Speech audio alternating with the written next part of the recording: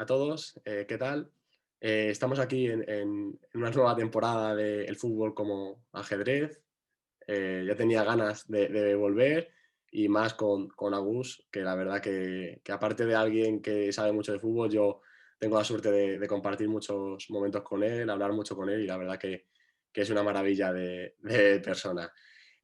Bueno, esta segunda temporada va a ser algo distinta a la primera. Tampoco me quiero alargar mucho, pero simplemente no vamos a hablar tanto de formaciones, tanto de contrarrestar y combatir, sino vamos a hablar un poco más de lo que Agus habla en su libro de los espacios de fase, ¿no? De esas fotografías que pueda haber durante los partidos y lo que cada uno de los compañeros que vendrán a hablar con nosotros entienden que es mejor para esos momentos o esos espacios de fase. Sinceramente os recomiendo el libro de Agus, yo ya se lo he dicho muchas veces que lo habré leído fácilmente dos o tres veces, lo tengo al lado de mi cama. Y nada, lo primero, Agus, muchas gracias por estar aquí, agradecerte que hayas estado aquí y bueno, bienvenido. Gracias, Mario. La verdad es que estoy muy contento de estar hoy aquí y de poder compartir contigo algunas de los aprendizajes que he ido haciendo sobre la fase de finalización en los últimos años. Pero yo recuerdo que cuando hace 5 años o incluso más eh, empezaba a pensar sobre el juego y a reflexionar y a sistematizar conocimientos, se llevaba mucho decir que el último tercio era inspiración, Ujú. que el gol era cuestión casi de los delanteros, ¿no? Que era autonomía y totalmente su responsabilidad. Y lo llegó a decir hasta el propio Guardiola, ¿no? Que él llevaba la pelota limpia con ventaja al último tercio y allí era responsabilidad de Henry, Pedrito, Messi y compañía. Y yo me rebelé un poco contra eso, ¿no? Porque como yo no tenía a Henry, Messi, Pedrito y compañía en el equipo y me costaba generar situaciones de alta probabilidad de gol, pues dije, vamos a ver poco a poco cómo podemos generar ganancias de eficiencia en esta parte de la jugada, ¿no? En esta parte en esta fase del juego. Y a partir de ahí no he parado de pensar en eso. Pues genial, Agus. Como bien ha dicho Agus, hoy vamos a hablar de ese momento del juego en el que el equipo con disposición de balón tiene como objetivo intentar anotar gol. Y bueno, vamos a pizarra como siempre, a lo que nos gusta. Hoy hemos cambiado con dibujos de equipos, espero que nadie se ofenda por una cosa o por otra. Y nada, vamos a la pizarra. Bueno, pues aquí estamos. Podéis ver que tenemos dos equipos que seguramente os resulten conocidos. Eh, Hemos predispuesto un poquito el equipo en este momento en el que, como digo, el equipo blanco, que pues, el Real Madrid está en esa fase de protección de la portería, y el equipo blaugrana, ¿no? El Barcelona, su objetivo, pues, lógicamente, será intentar finalizar. Entonces, Agus, me has dicho que habías reflexionado durante mucho tiempo esto y me gustaría un poco que me contaras, pues bueno, qué momentos o qué caminos al gol, ¿no? En su momento vamos a hablar de eso, pero bueno, también hablando de ajedrez, ¿no? Los jaques del fútbol, ¿no? Que podríamos llamarle. ¿Qué entiendes tú por esos jaques al fútbol en esta fase del juego? Cuéntame cómo lo ves tú, tío. Mira, pues te he querido ejemplificar aquí uno de los primeros pasos que di yo en esta reflexión, ¿no? Y a mí en ese momento me gustaba mucho atacar el último tercio con estas ubicaciones, ¿no? Que ves del equipo blaugrana.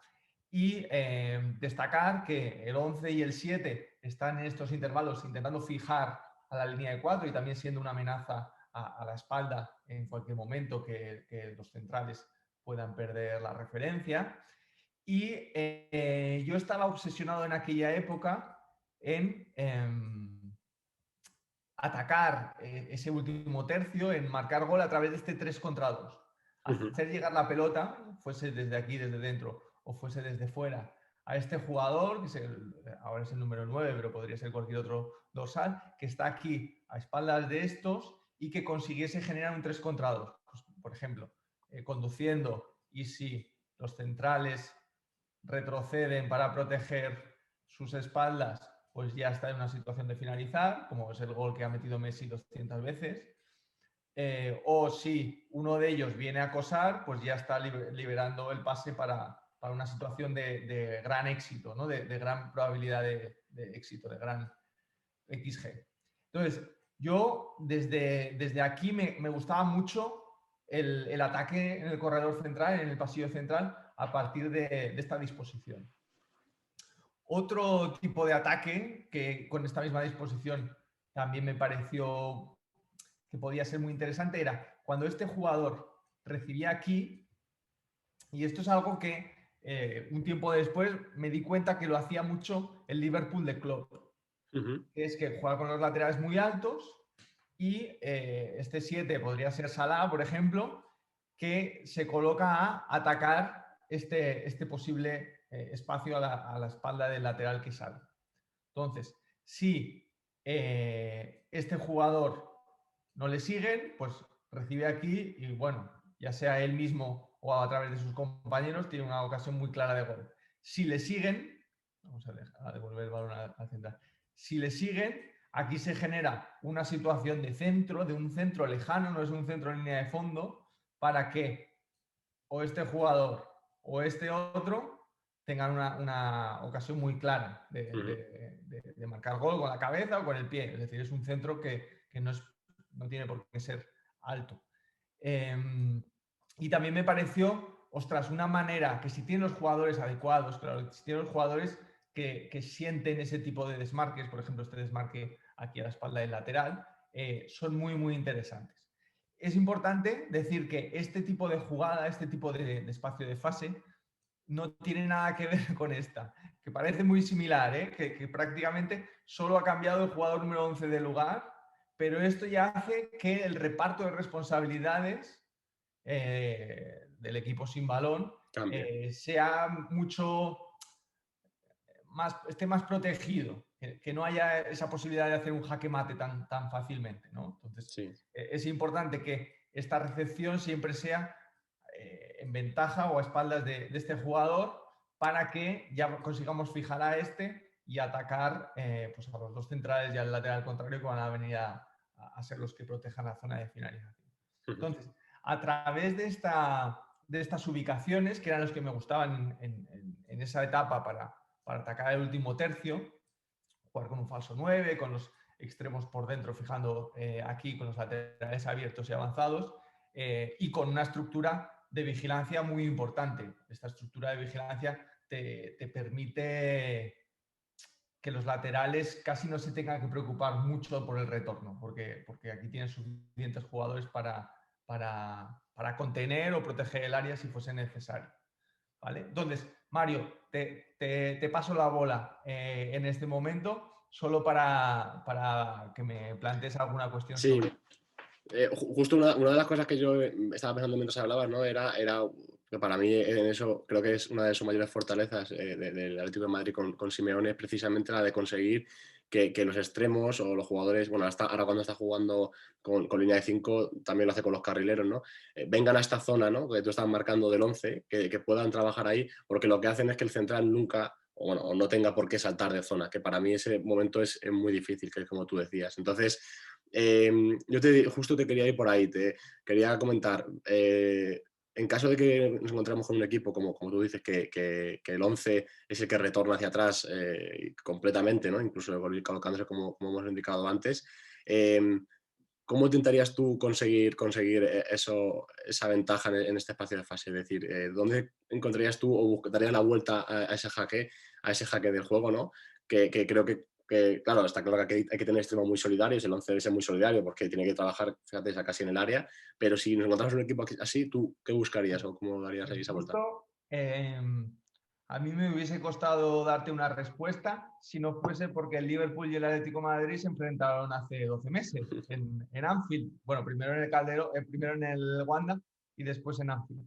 Y lo que pasó en el primer partido, en el partido de ida, fue que esta ruta de juego que utiliza mucho el Liverpool fue contrarrestada de esta manera, como vemos con este rombo, por así decirlo, que formaba el Atlético de Madrid en ese partido, y no entraba ni el pase aquí, ni tampoco había posibilidad de centro aquí, porque era una situación de igualdad o incluso de superioridad del Atlético de Madrid, ¿no?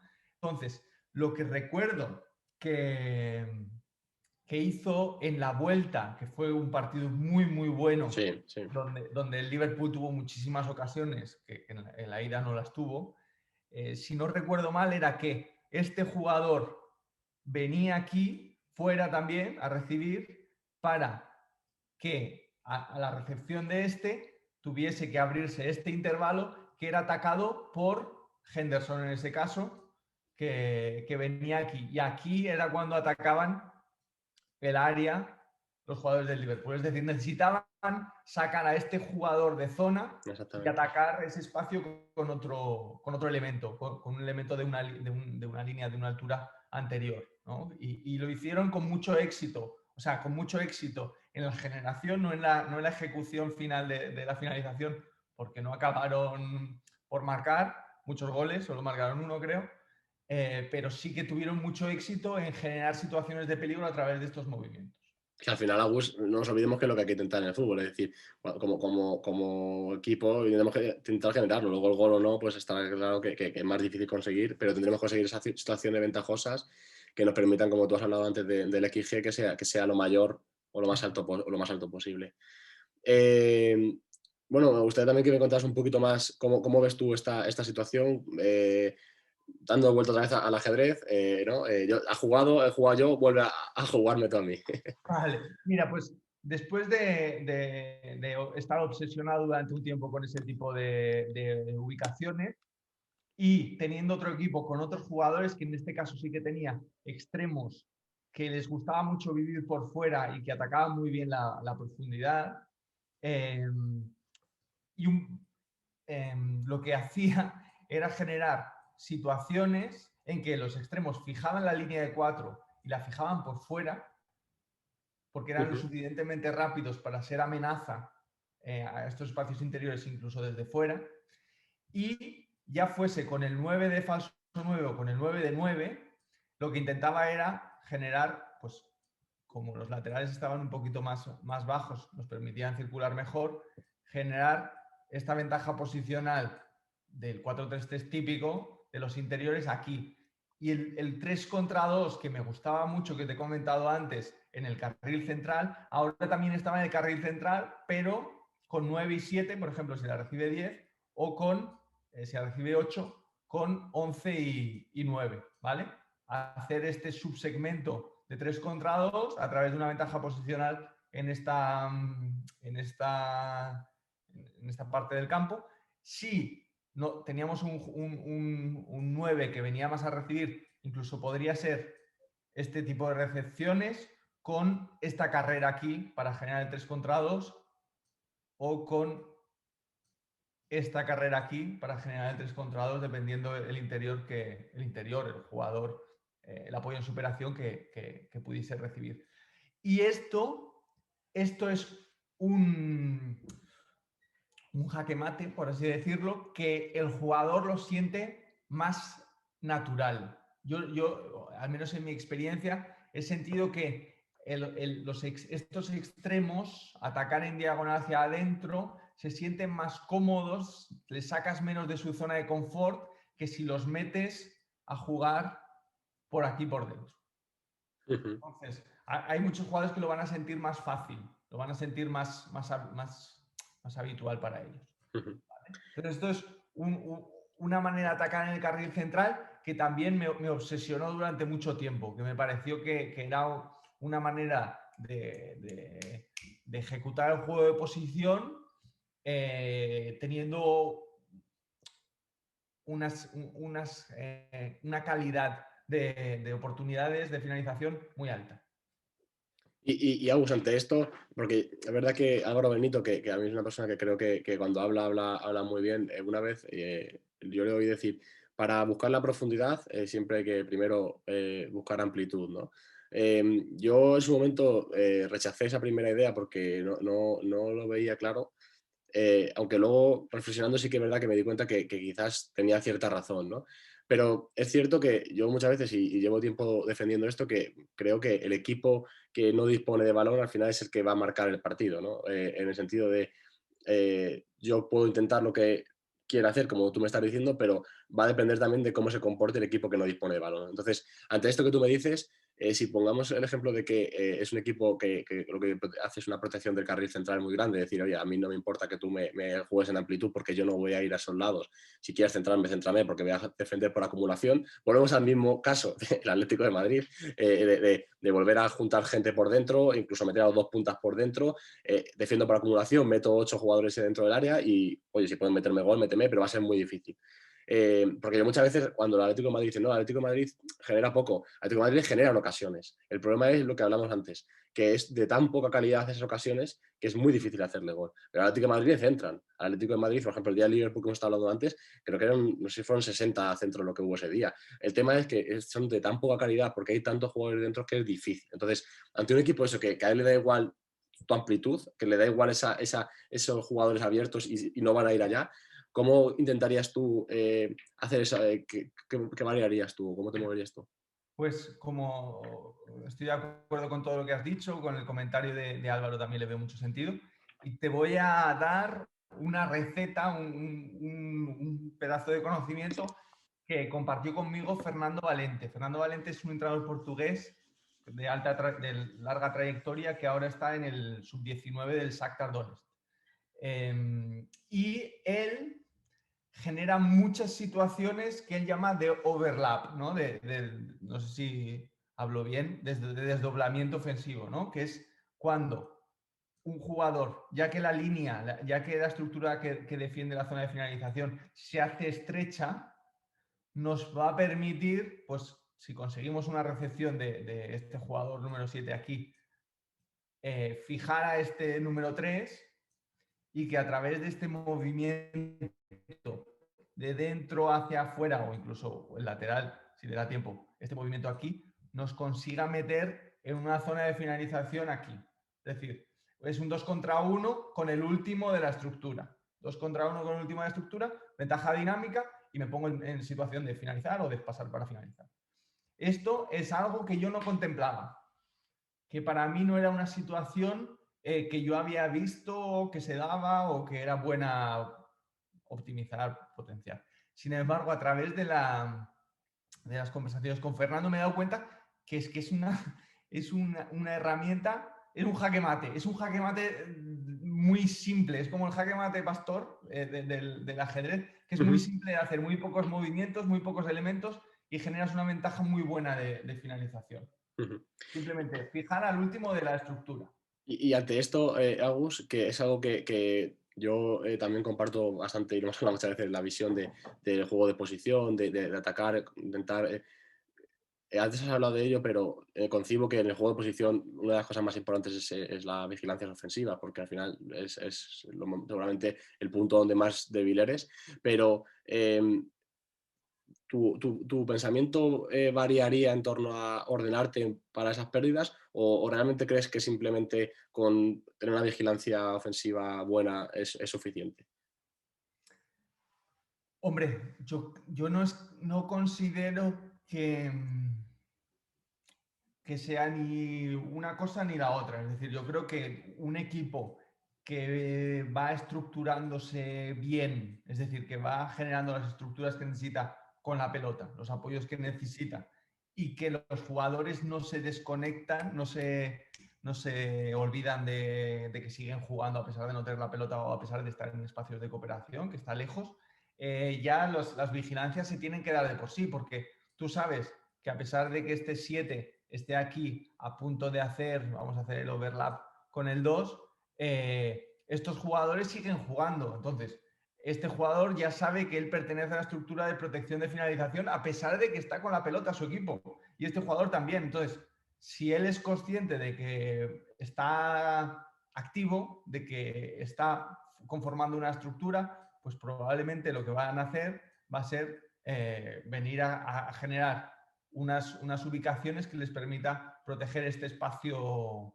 longitudinal, este espacio en profundidad. Y estos jugadores que ya han sido superados y que no van, o que han sido superados por la pelota, Por el balón, sí. Van a saber que pues probablemente lo único que pueden hacer útil para su equipo va a ser generar una estructura de contención. de una posible pérdida, de una posible recuperación del adversario. Entonces, yo no soy muy partidario de vigilancias individuales, ¿no? Como de tú al tuyo, ¿no? Yo soy de conciencia de utilidad, de que el balón me ha superado, pero yo sigo generando un contexto colectivo. A pesar de que yo genere un contexto colectivo preventivo de una pérdida, que igual no se da, que igual marcamos gol y no sirve de nada eso que he hecho. Entiendo. Y dentro de esto, me has hablado aquí de unas coberturas, incluso bueno, de una basculación de esos jugadores. ¿Concibes también la permuta posicional como una posibilidad de formar esa estructura de contención que tú has dicho? Es decir, por ejemplo, que en el momento en el que el 7 ha entrado por dentro o el 2 ha ido hacia adelante con el doblamiento, que el 10 cayera aquí y hablar de eso que muchas veces Bielsa también aplica a los equipos de los roles y no de las posiciones, ¿no? Es decir, de que el equipo tiene que estar colocado en un orden, pero sin importar quién está en ese orden, ¿no? Entonces, si en este momento el 7 se ha introducido por dentro, que sea el 10 el que jugase por fuera. ¿O crees que ese desorden es demasiado grande para un equipo? No. O sea, las permutas, desde el punto de vista de la táctica tradicional, tienen mucho sentido, ¿no? Yo estoy en una posición, te cambio la posición a ti y las funciones siguen cubiertas. Desde el punto de vista un poco más de los espacios de fase, donde lo importante son no las posiciones, sino las funciones, las intenciones, pues es que las permutas deberían ser todo el rato. La permuta debería ser la regla, no la excepción de la... Bueno, el fútbol sala, ¿no, Agus? Mucha gente lo habla. Exacto. Siempre tenemos que tener en cuenta que las naturalidades, la individualidad del jugador le va a hacer más eficiente en algunos contextos y, por tanto, las permutas constantes no son óptimas, pero las permutas, yo recuerdo, mira, tenía un equipo hace un par de años que generaban unas permutas muy bonitas y muy difíciles de defender entre el balón estaba en el carril derecho, jugando este 4-3-3, y eran capaces de hacer esta permuta y esta permuta de una manera que generaban tal duda que normalmente este jugador seguía aquí y la pelota podía entrar aquí, o si no le seguía aquí, el balón entraba aquí en ventaja, ya teníamos el 3 contra 2, o si le seguía, hacían este movimiento, este jugador podía recibir aquí, conducir y armar un buen lío. Entonces, las permutas como tales son maravillosas, o sea, porque generan unas ventajas dinámicas muy importantes porque normalmente las referencias del equipo adversario son individuales y no son de intención o de estructura. Perfecto, sí, completamente de acuerdo. Cuéntame algo más, Agus. ¿Tienes algo más que querías contarme? Hombre, tengo bastantes cosas para contar. Cuando estaba yo muy obsesionado, como te he dicho antes, con el ataque a través del pasillo central, estaba hablando con un entrenador que se acabó haciendo muy amigo mío, se llama André Jardine, que es brasileño, y él me dijo, hombre, yo tengo una manera más eficaz, más eficiente de atacar el último tercio. Yo tengo jaques mates mejores que los tuyos, ¿no? Entonces dije, ¡uf! ¡Qué maravilla! Cuéntamelos. Dímelos. Cuéntamelos que esto vale dinero. Y él me explicaba que para él lo más importante era poner el balón en esta zona, en este rectángulo. Vamos a poner este rectángulo. Si conseguíamos poner el balón aquí, era como jaque mate. ¿Por qué? Porque si cualquier jugador se conseguía establecer en esta situación, íbamos a activar las rutas de finalización, los caminos del gol que me los decía él. La primera es un pase entre la estructura que defiende la área, la protección de finalización, y el portero, un pase aquí a una ventaja dinámica o una ventaja posicional sobre el de detrás. Es, sobre todo si es raso, es casi, yo creo que el XG debe ser mayor que el de penalti. Entonces, fantástico. Otra cosa que esta no me la dijo André Jardine, que la he estado pensando yo más, es que normalmente estos laterales ya los entrenadores les han comido mucho el coco para que vengan aquí a cerrar el segundo palo, ¿vale? Antes se quedaban más abiertos. Entonces, en estas situaciones donde probablemente ya no cabe el pase por aquí, sí que cabe, no sé si viste ayer la final de la Copa Libertadores, creo que no, yo sí que la vi, el pase a la espalda del último. El pase a la espalda del último siempre es una muy buena oportunidad de finalizar, ¿vale? Entonces, estamos hablando de, llegamos el balón aquí, balón al intervalo entre defensas y portero, balón a la espalda del último, si el último ha venido a cerrar, también es una ocasión de gol fantástica. Si esta línea, estos cuatro, esta estructura de cuatro, ha protegido muy bien todo eso y no nos ha habilitado esas posibilidades, pase a la segunda oleada, viene Messi aquí en segunda línea, y el balón de Jordi Alba y el gol, ¿no? Lo hemos visto 200 veces. Este balón atrás, también, fantástico. Si estos dos o uno de ellos ha venido a negarnos esa posibilidad de pase atrás, balón aquí para forzarles a salir. Hacia fuera. Y ya sea uno de estos jugadores que, imagínate que ese no había entrado, puede venir aquí al contrapié, balón aquí. O uno de estos jugadores que está saliendo junto con la estructura que protege el área, hace un movimiento circular y se vuelve a meter para este balón. O si eso no es posible, si nos han negado esa oportunidad también, lo están haciendo muy bien, y nos han negado esa oportunidad, pues lo que pasa es que este se retrasa y volvemos a meter aquí el balón a ver si tenemos otra vez la oportunidad de meter el balón aquí, de meter el balón aquí detrás. Se Entonces, vuelve a repetir la misma de jugada. volver a repetir las rutas, exacto, y no malgastamos un centro si no tenemos una ocasión de rematar clara, una ventaja, porque podemos buscar otra vez ese espacio para volver a generarles. O sea, mi compañero Andrés Jardine me decía, lo que a mí me gusta es jugar con la línea, él decía, con la línea de 4. A mí me gusta atormentarles, porque a las 3 veces que se lo has hecho en la misma jugada, es que hay una desconexión, hay alguien que se pone nervioso, hay un intervalo que se abre y realmente, si tú te fijas, los equipos, ahora él es entrenador de la selección olímpica brasileña, marcan muchísimos goles así, con esos movimientos, muchísimos. Incluso los corners los sacan para poner el balón aquí. Es muy curioso. Ellos se ordenan para intentar en el córner, a través de un saque corto, poner el balón aquí y hacer ese tipo de movimientos. Y ahí concibo, Agus, que entiendes que es muy importante el movimiento constante, ¿no? de esos jugadores, lo que tú decías, para provocar ese desgaste, ¿no? de la línea defensiva o o la estructura que protege la finalización. Entiendo que con lo que suele llamarse picar, ¿no? Es decir, que el extremo vaya para que haya esas posibles dudas que tú estabas hablando, ¿no? Es decir, no quedarme estático, sino intentar, aunque no me la den el balón, pero ir, venir, intentar buscar esos movimientos. De hecho, para mí, uno de los retos como entrenador, un entrenador que le gusta mucho el juego de posición y llevar el balón ventaja a ventaja, es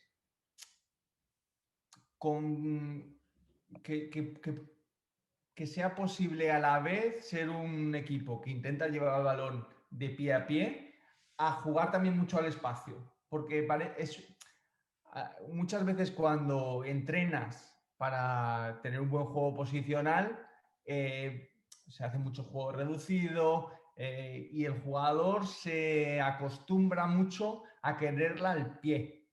Esto pasa mucho. Sí. En el Barça pasa muchísimo, que todos la quieren al pie y nadie la quiere al espacio, en todas las categorías de fútbol profesional y de fútbol base. Entonces es muy importante que consigamos conservar, conservar a los jugadores, conservar la naturaleza de los jugadores que sienten mucho el ir al espacio, que hay jugadores que lo sienten, que tienen una facilidad para interpretar esos espacios, y también fomentarlo durante el entrenamiento, que no solo sean los juegos posicionales, que también haya juegos al espacio, que haya situaciones que se fomente, que se optimice ese tipo de relación. Mira, lo que me habías dicho antes, te voy a hacer un apunte, dos apuntes sobre esto del juego al espacio, ¿vale? Y son dos apuntes que también aprendí de Fernando Valente. Fernando Valente normalmente juega con dos puntas, un punta y un media punta, un 4-4-2, unas ubicaciones así más convencionales. Y él inventó un concepto que yo le puse el nombre, o sea, él inventó el concepto y yo dije, Fernando, te has inventado un concepto, esto es el cuarto hombre, ¿no? Hablamos mucho del tercer hombre, pero el tipo tenía unas dinámicas que es, te las explico. Imagínate, la tiene este central, vamos a disponer a los blancos, la tiene este central y juega con el 9.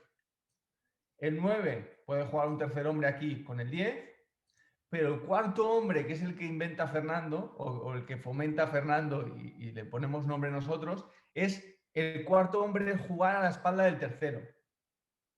Es decir, normalmente siempre que hay una recepción de espaldas, aquí hay una tracción que después de la descarga se genera una posibilidad de una ventaja dinámica maravillosa para este cuarto hombre.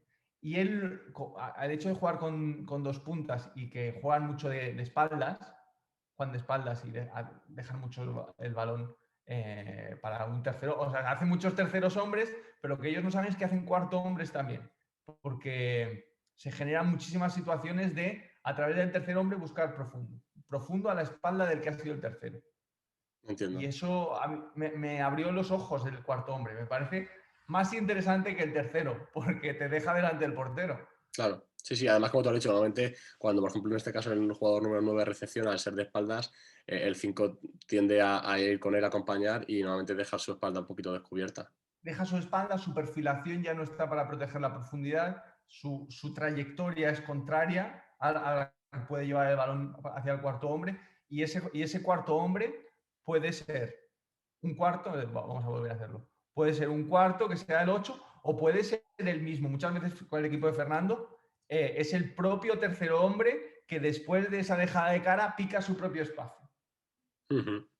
Porque hay mucho espacio a la espalda o porque le ha venido bien, porque ha conseguido esa trayectoria circular que le permite proyectarse en velocidad, o porque por muchas razones, o porque es más rápido, o porque es el jugador que lo hace mejor, ¿no? Entonces, una manera de generar espacios en profundidad, el cuarto hombre, me parece maravillosa. Fernando también, estaba hablando con Fernando y le decía, mira, Jardine me explicó lo de jugar con la línea defensiva. Y me dice, yo también juego con la línea defensiva. Y le dije, a ver cómo juegas tú con la línea defensiva. Y me dijo, mira, lo que yo hago es, ya sea desde el extremo, ya sea desde el lateral, juego con los apoyos de los pies de los jugadores de la última línea. Y yo digo, ¿cómo?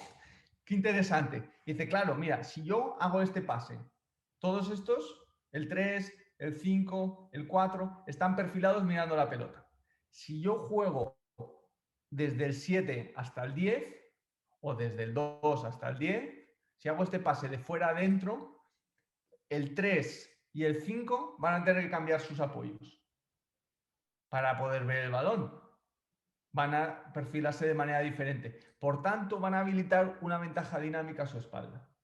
Qué bueno. Porque como que generan un lado ciego. Ellos mismos están autogenerando un lado ciego. Entonces, si conseguimos a través de un pase o incluso él le encanta la conducción del lateral para adentro, a través de esta conducción del lateral para adentro, que normalmente este extremo le deja pasar, este jugador ya tiene que cambiar perfilación y ¡pum!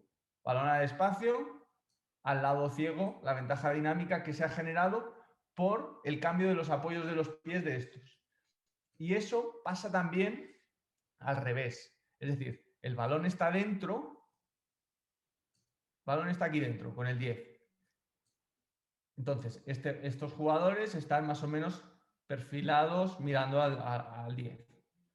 El balón va al 7, aquí, lo que hace es que los apoyos se afirmen más en esta dirección, como que se basculen todos un poquito más, incluso que den algún pasito hacia adelante. Y habilita completamente este lado para una entrada, ya sea a la espalda, detrás del último, o entre último y penúltimo. De acuerdo. Porque sus perfilaciones, sus apoyos, les va a hacer muy difícil correr a estas zonas. Completamente de acuerdo. Sí, sí, buenísimo. Incluso les va a pillar al contrapié. Entonces, a mí esta manera de jugar con la línea defensiva también me parece, vamos, genial, de absoluto genio. Completamente, Agus. Al final, como tú dices aquí, el jugador a ir hacia un lado y al otro tiene ese perfil que lógicamente o es muy rápido o le va a costar cambiar. Y ahora ya, para acabar con la secuencia de jaques que te he ido mostrando, te voy a explicar una que también descubrí yo con el equipo, que era un equipo que los laterales les gustaba estar altos, pero los extremos también eran extremos abiertos, ¿no? Entonces, para este tipo de situaciones, intentaba generar unas circulaciones de balón que me llevase a intentar o haber superado a este jugador o que este jugador número 8 no haya basculado suficiente. Es decir, la idea era intentar generar este 4 contra 3 que vemos aquí. A ver, ¿qué voy a poner? Quería este 4 contra 3. Ya fuese con el 11 y el 8 que no llegaba a la basculación, o ya fuese que el 8 llegaba a la basculación y al 11 le habíamos superado en conducción, en pase, como fuese. Entonces, a través de este 4 contra 3, lo que es otro jaque mate. Porque si se mantienen así, pues les vamos a hacer este 2 contra 1, preferentemente vamos a intentar superar por dentro y ya vamos a tener aquí otra vez el 3 contra 2 que nos gustaba tanto al principio. Si muchas veces pasa alguno de estos jugadores, por ejemplo, este jugador viene aquí y este jugador viene aquí, pues ya tenemos el balón a la ventaja dinámica o ventaja posicional de este jugador aquí.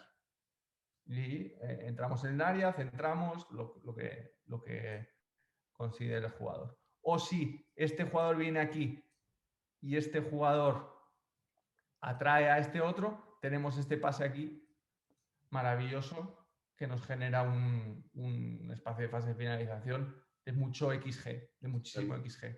Entonces, este 4 contra 3 por el lado también me parece muy, muy útil. Para eso, como te digo, lo más importante, además de que estos jugadores 7 y 9 estén posicionados en esta ventaja posicional, porque si 7 y 9 están aquí, este 4 contra 3 no sirve de nada.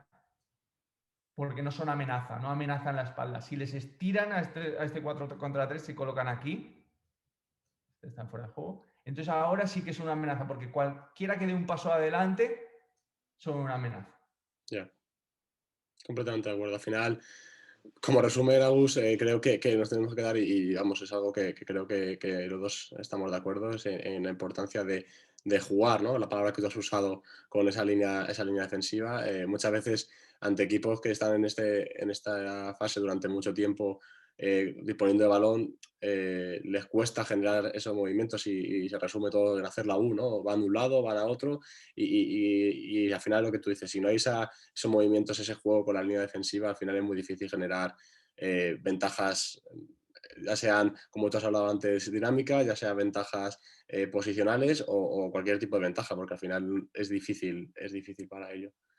Claro, todo esto hay que decir que hay un tipo de ventajas que no hemos contemplado en ninguna de estas estrategias, que es el jaque mate, que es la ventaja cualitativa, que ese es realmente el jaque mate, es tener a un tío en 1 contra 1 que es mejor que el oponente, que va a driblar y finalizar, o ni siquiera va a driblar, va a finalizar directamente, ¿no? Entonces, recuerdo a Gus una charla que hablaba Bielsa que decía que lo mejor en el fútbol es regatear.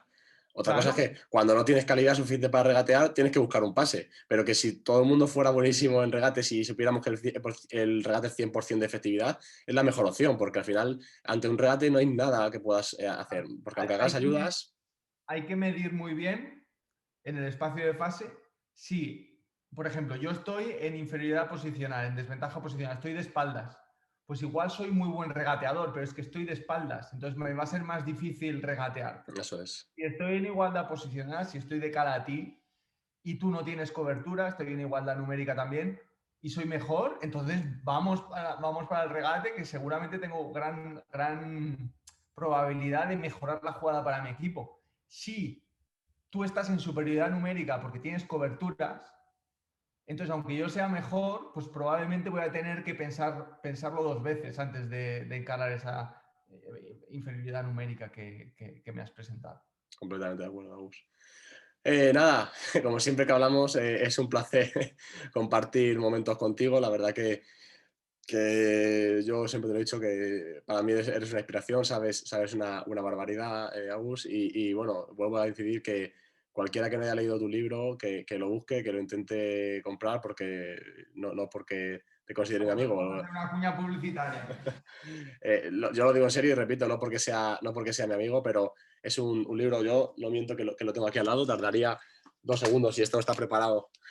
Yo también aquí lo tengo, o sea, y he tardado, has visto, 2 segundos, lo tengo aquí al lado porque la verdad que es una maravilla. Creo que la primera parte para querer aprender, o para aprender, perdón, es querer, y creo que este libro, si vas con la mente abierta, es cierto que es una perspectiva distinta del fútbol, pero creo que está, por supuesto, no quiere decir que como tú lo has expresado sea el fútbol como tal, porque cada uno puede verlo como sea, pero es una forma más, y creo que poder coger cositas como yo he cogido y te he robado, ¿no? Como el famoso ladrón de ideas de Guardiola, creo que es muy bueno. De nuevo agradecerte, Agus, que hayas estado aquí.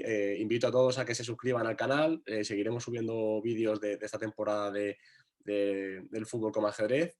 Y nada, cualquier sugerencia o duda que tengáis, Agus y yo en redes seguro que estamos encantados de charlar, de que también mostréis vuestras ideas sobre lo que hemos hablado aquí.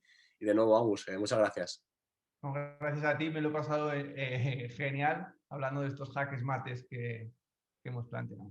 Pues nada, chicos, un saludo a todos y repito, suscribiros, darle a la campanita y todo eso que hay en YouTube. Y nada, os espero en el siguiente capítulo. Un saludo.